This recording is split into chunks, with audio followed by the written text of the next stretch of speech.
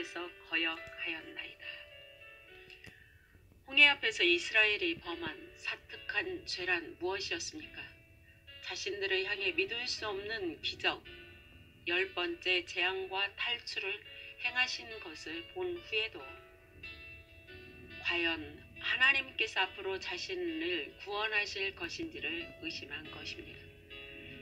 주님은 이스라엘을 강대한 애굽인들에게서 구원하시는 인류 역사상 최고의 기적을 방금 행하셨습니다. 그러나 이 백성들은 그 즉시 찾아온 홍해 앞에서 하나님의 신실하심을 의심했습니다. 시편 기자가 말하고자 하는 본질은 이것입니다. 믿기지 않나요? 우리의 주님이 우리 편에서 우리를 적으로부터 구원하려고 초자연적인 움직임을 일으키셨습니다. 그러나 이 엄청난 기적이 일어난 뒤에도 우리는 그분을 불신했습니다. 어떻게 하나님을 그런 식으로 대할 수 있습니까? 바다 건너 승리의 편에 이스라엘이 섰을 때 상황은 완전히 달라졌습니다. 그들은 애굽의 군인들이 빠져 죽는 것을 보고 노래하며 춤췄습니다. 이에 홍해를 꾸짖으시니 곧 마름에 저희를 인도하여 바다 지나기를 광야를 지남 같게 하사 저희를 그 미워하는 자의 손에서 구원하시며 그 원수의 손에서 구속하셨고 저희 대적은 물이 덮음에 하나도 남지 아니하였더라. 이에 저희가 그 말씀을 믿고 그 찬송을 불렀도다. 이스라엘 백성들은 합당한 노래, 전능하신 하나님께 드리는 경배의 찬양을 불렀습니다. 그러나 그들이 찬양을 부른 장소는 합당하지 않았습니다. 승리한 후에는 어느 누구나 노래하고 기뻐할 수 있습니다. 그러나 그들은 홍해의 시험을 받는 곳에서는 비참하게도 실패했습니다. 그들은 홍해의 반대편에서는 전혀 하나님을 신뢰하지 않았습니다. 그들이 애굽으로부터 기적 같은 구원을 경험하자 시편 기자는 이런 충격적인 선언을 합니다. 저희가 미구에 오래지 않아서 그 행사를 잊어버리며 그 가르침을 기다리지 아니하고 저희가 낙토를 멸시하며 그 말씀을 믿지 아니하고 이제 이해가 되십니까? 하나님은 애굽에서 종노릇하는 자기 백성에게 자신을 입증하셨습니다. 믿기 어려운 기적과 기사를 그들에게 행하셨습니다. 10번이나 되는 사건에 걸쳐 주님은 애굽을 심판하셨지만 이스라엘 백성들을 안전하게 지키셨습니다. 그러나 시편 기자에 의하면 이 기적은 이스라엘에게 그 어떤 인상도 심어주지 못했습니다. 어려운 때가 닥쳤을 때 그 백성은 아마도 뒤를 돌아보고는 과거의 기사를 모두 단지 자연적인 재해, 우연으로만 여겼을 것입니다. 모세는 이 모든 일들이 그들을 위한 하나님의 역사였음을 확신시키고자 노력하였습니다. 그는 주님은 이 모든 기적을 여러분의 구원을 이루시기 위해 조화롭게 사용하셨습니다. 라고 간절히 설득하였습니다. 그러나 그들은 여전히 능력의 역사를 당연한 일로 여기며 하나님을 의심했습니다. 물론 우리의 믿음을 기적에만 기초하도록 해서는 안 됩니다. 기적보다는 성령께서 우리가 겪는 시련과 시험을 통해 주님을 향한 우리의 믿음을 굳건히 다지십니다. 하지만 그렇다 할지라도 이스라엘은 세계가 목도한 적 없는 지구를 흔드는 기적과 기사를 10가지나 목격했습니다. 그러나 홍해에 도착했을 때 그들에게 하나님에 대한 믿음이라곤 털큼만치도 없었습니다. 하나님은 의도적으로 이스라엘을 불가능한 상황 가운데 집어넣으셨습니다. 출애굽기 14장 2절에 이스라엘 자손에게 명령하여 가던 길을 돌이켜 바다와 믹돌 망대 사이의 비아히로닷 곧 바알스본 맞은편 바닷가의 장막을 지게 하라. 이스라엘은 홍해의 한쪽 편 승리의 자리에 도착했습니다. 그들이 서 있던 곳 비아히롯은 히브리어로 깎아지른 벼랑의 입구라고 알려진 곳이었습니다. 그곳은 홍해바다와 믹돌 사이에 위치한 한마디로 말하면 도간에 갇힌 신세였습니다. 가던 길을 돌이켜라는 뜻은 이스라엘 백성들이 가던 어떤 안전한 경로가 있었는데 하나님이 거기 안전한 길로 가지 말고 돌이켜서 방향을 틀어서 궁지로 몰아 넣으셨다는 의미입니다. 주님이 그곳으로 인도하신 이유는 그들을 위한 계획을 마음에 담아두고 계셨기 때문입니다. 앞으로 하나님은 초자연적으로 그 백성들이 겪을 모든 필요를 공급하실 것입니다. 광야에는 식품점이라고는 없습니다. 그러나 이스라엘은 하늘의 만나로 먹게 될 것입니다. 물도 없습니다. 하지만 주님은 그들의 목마름을 해갈시키기 위해 반석에서 샘이 솟게 하실 것입니다. 대형 마트도 없었지만 백성들의 옷과 신발은 기적처럼 닳지 않을 것입니다. 하나님은 단 하나의 작은 사건도 관과하지 않으셨습니다. 하나님은 백성들을 애굽에서 끌어내시기 전에 심지어 금과 은을 실어주시기까지 하셨습니다. 그리고는 사막에 들어서자 초자연적인 능력으로 그들에게 공급하셨습니다. 백성들 가운데 쇠약해진 사람은 한 명도 없었습니다. 하나님은 구름으로 그들을 덮으셔서 이글거리는 사막의 태양으로부터 보호하셨습니다.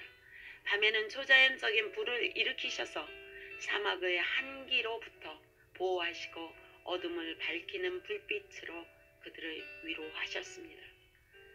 그렇습니다. 이스라엘은 전혀 어떤 위험도 겪지 않았습니다. 하나님께서 매 시간마다 그들에게 공급해 주셨기 때문입니다. 그러나 주님께서 줄 수 없는 것이 한 가지 있었습니다. 그것은 신뢰와 믿음입니다. 수많은 기적적인 공급을 받은 후에도 그의 백성들은 계속해서 하나님을 의심했습니다. 이 시점에서 여러분에게 한 가지 질문을 드리겠습니다.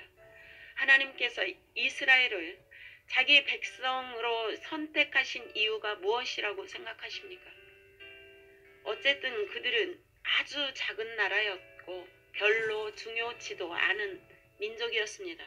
하나님은 어떤 목적이 있으셨길래 그들을 애굽에서 이끌어내어 가나안으로 들이셨을까요? 그들에게 좋은 집과 포도원, 젖과 꿀을 풍성히 주시기 위함이었을까요? 그들이 후대에까지 계속해서 자유롭게 제사를 드리고 경배할 수 있도록 편안한 생을 주시기 위함이었을까요? 아닙니다. 이 위대한 구원은 자기 백성을 자신이 주는 축복 속에 계속해서 탐닉하는 곳으로 인도하시는 목적이 아닙니다. 주님께서 이 경험을 통해 그의 백성 속에 일으키시고자 하는 무언가가 있음이 분명합니다. 그래서 하나님은 그들이 전혀 알지 못했던 위기에 봉착하도록 재앙의 가장자리로 그들을 이끄셨습니다. 하나님께서는 자기 백성이 잃어버린 세상에 하나님의 사명자가 될 수 있도록 훈련시키기 원하셨다고 가정해 봅시다. 그래서 인간적 시각으로는 불필요하게 보이는 사지 훈련을 시키시는 것입니다. 아시다시피 그분의 의도는 애초부터 잃어버린 사람들과 접촉하기 위함이었습니다. 주님은 이스라엘이 만국의 빛이 되고 그분의 은혜와 사랑에 빛나는 본이 되도록 선택하셨습니다.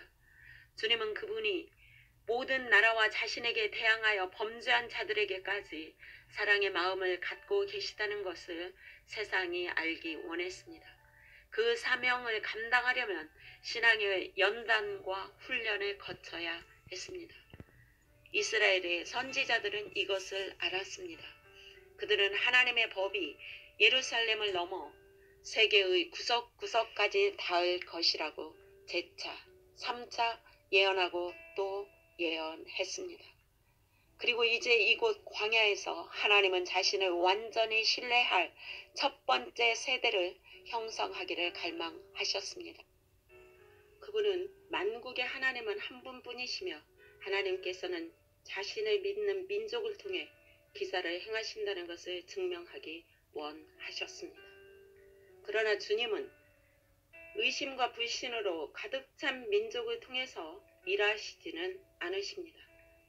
성경은 우리에게 말해줍니다. 믿음이 없이는 기쁘시게 못하나니 예수님 자신도 사람들이 믿지 않을 때는 기적을 행하시지 않았습니다. 저희의 믿지 않음을 인하여 거기서 많은 능력을 행치 아니하시니라. 주님께서 세상에 내보내 복음의 사자들을 찾으실 때 주님은 두려움과 의심이 가득하고 시험을 통과하지 못한 백성들로 좌석이 가득 찬 교회를 모집하시지는 않으실 것입니다. 그분은 힘 있고 효율적인 종교단체나 아주 고매한 교육을 받은 신학자들을 찾으시지도 않으실 것입니다. 하나님은 조직이나 고학력자들을 사용하십니다. 그러나 조직과 학력 자체에 하나님의 시험을 통과한 사자가 되기에 필요한 자원이 있는 것은 아닙니다. 그렇다면 잃어버려진 상처받은 세계에 다가가기 위해 필요한 것은 무엇입니까? 시험과 고난의 학교를 거친 군인들로 이루어진 작은 군대입니다. 하나님은 시험 받기를 자원하는 자들을 찾으십니다.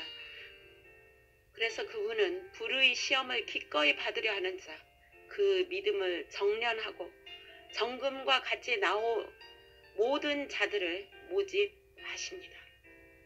저는 지금까지 사역하면서 대부분 그리스도인들의 삶 속에서 하나의 패턴을 발견했습니다. 하나님께서 우리를 구원에 이르게 하신 다음에는 거의 즉시로 시험의 광야로 인도하십니다. 이것은 예수님의 삶도 마찬가지였습니다. 우리 주님께서 세례를 받으신 강에서 나오시자 예수님은 성령에 의해 광야로 이끌려서 극한 시험을 당하셨습니다. 똑같은 일이 이스라엘 백성들에게도 일어났습니다. 하나님의 백성들이 애굽으로부터 구원을 받자마자 광야의 위기 언저리로 인도를 받았습니다. 왜 그러할까요?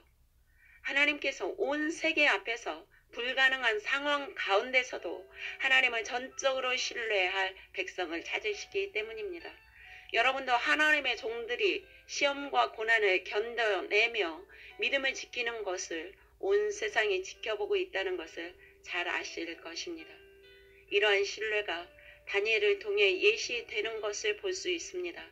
다니엘을 시기하던 총리들이 다니엘을 대적하여 음모를 꾸며서 다리오 왕에게 30일 동안 기도를 금지시키도록 설득했습니다. 그들이 예상했듯이 다니엘은 이 금령에 불복하여 하루 3번씩 기도하기를 그치지 않았습니다. 다리오 왕이 다니엘을 소중히 여겼지만 자기 자신이 내린 조서 때문에 이 경건한 하나님의 사람을 사자굴 속에 집어넣을 수밖에 없었습니다.